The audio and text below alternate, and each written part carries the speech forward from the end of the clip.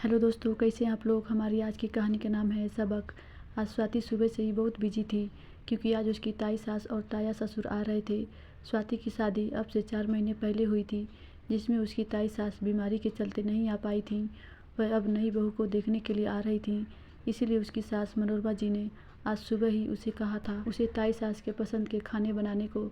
शाम के वक्त वे आ गए। स्वाति उन्हें नाश्ता कराकर कुछ देर उनके पास बैठकर किचन में चली आई। उसे रात के खाने की तैयारी करनी थी। उसके सास ससुर, ताई सास और ताया ससुर बैठे आपस में बातें कर रहे थे। स्वाति ने सोचा मीठे में वह गाजर का हलवा बना लेगी, क्योंकि उसकी सास ने सुबह बताया था कि विमला दीदी को गाजर का हलवा बहुत पसंद है। लेकिन परेशानी यह थी कि उसे खाने में और भी आइटम बनाने थे और गाजर के हलवे में काफ़ी टाइम लगता है। इसीलिए उसने सोचा कि गाजर सासू माँ को दे आती है, इतने में वह और काम कर लेगी। तब तक वह गाजर कद्दूकस कर देंगी और वह उनके पास गाजर लेकर चली गई। उसने उनसे कहा, मम्मी जी मैं खाना बना रही हूँ, आप यह गाजर कद्दूकस कर दीजिए। उन्होंने कहा, ठीक है बेटी, तुम और काम कर लो, मैं यह गाजर कद्दूकस कर दूंगी। वह जाने के लिए मुड़ी ही थी, तभी उसकी ताई सास बोली, अरे देखो तो सही कैसे सास को काम बता रही है, जैसे सास छोटी हो। यह सास को ऐसे काम बता रही है कि यह सास की बड़ी हो। अरे जब तुम हो काम करने के लिए तो फिर मनोरमा से क्यों कह रही हो। अरे देखो तो सही, बहू के सामने सास काम करती हुई कोई अच्छी लगेगी। बहू तुम्हें इसीलिए लेकर आए हैं कि तुम सास को काम बताओ, यही संस्कार हैं तुम्हारे। यह सुनकर स्वाति रुआंसी हो गई, उसकी आंखों में आंसू आ गए। तभी उसकी सास मनोरमा जी बोली, दीदी कोई बात नहीं, मैं 1-2 काम कर लूँगी तो क्या हो जाएगा। कोई बात नहीं बेटा, तुम जाओ, मैं यह काम कर लूँगी। तभी विमला जी बोली, आज यह एक काम बता रही है, कल को सारे काम तुम्ही से कराएगी, तब पता चल जाएगा। बैठा लो इसे सर पर।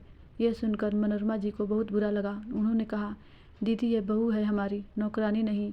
उसने अगर एक काम बता दिया तो क्या हुआ, काम ज़्यादा था तभी उसने कहा, नहीं तो वह बेचारी खुद कर लेती है। और इसमें सास बहू वाली या बड़े छोटे वाली बात कहाँ से आ गई।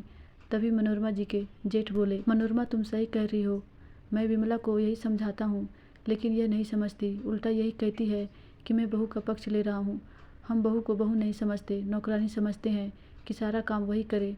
अगर उसने 1-2 काम बता दिए तो यूँ समझते हैं कि हमारी शान में कमी आ गई, जबकि यह बहुत गलत बात है। और विमला हमारी बेटी भी तो जब काम ज़्यादा होता है हमें साथ लगने को कहती है, तब यह उनकी बात हमें बुरी नहीं लगती। लेकिन यही बात अगर बहू कह दे तो बुरी लगती है। यह बहुत गलत है। बल्कि बेटियों को तो कहने की भी नौबत नहीं आती। जब काम ज़्यादा होता है तो हम खुद ही उनके साथ लग जाते हैं। यही बहू के साथ भी होना चाहिए, क्योंकि वह हमारी बहू होती है, नौकरानी नहीं। जब हम यह नहीं समझते तो इन सब से परेशान होकर वह हमसे अलग चली जाती है। तब भी हम गलतियाँ बहू की ही निकालते हैं, जबकि गलती सारी हमारी होती है। विमला जी को भी अपनी गलती का एहसास हो गया था। वह बोली, सही कह रहे हैं जी आप, मुझे यह समझने में गलती हो गई। बहू मुझे माफ़ कर देना जो मैंने तुम्हारे बारे में ऐसा सोचा। स्वाति ने कहा, कोई बात नहीं ताई जी, दीदी आज से और अभी से एक नई शुरुआत की है कि अब से बहू को नौकरानी नहीं बेटी की तरह समझिए। मनोरमा ने विमला जी से कहा तो विमला जी भी मुस्कुरा कर बोली, हाँ तुम सही कह रही हो, मैं वाकई में अब से एक नई शुरुआत करूँगी, जिसमें मेरी बहू नौकरानी नहीं मेरी बेटी हो की तरह रहेगी। और मुझे यह सब समझाने के लिए तुम्हारा बहुत बहुत धन्यवाद।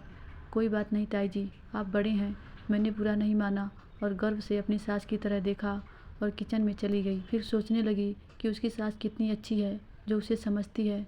अगर सबकी सास ऐसी हो तो घर में लड़ाई झगड़े ना हो।